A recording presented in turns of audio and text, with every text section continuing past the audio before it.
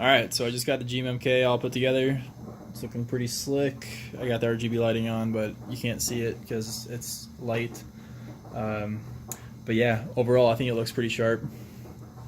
Like I said in my last video, I will be plasti dipping this, and I'll make an update after I do that.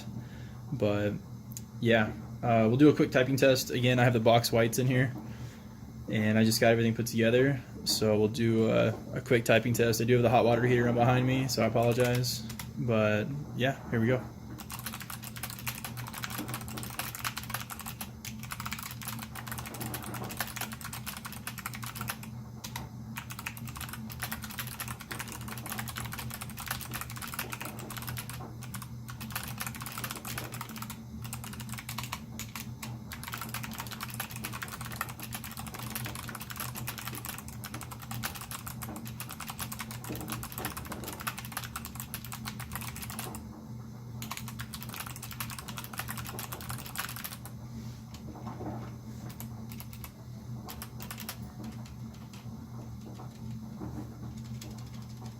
The stabilizers are not the worst that I've seen, but they are kind of noisy.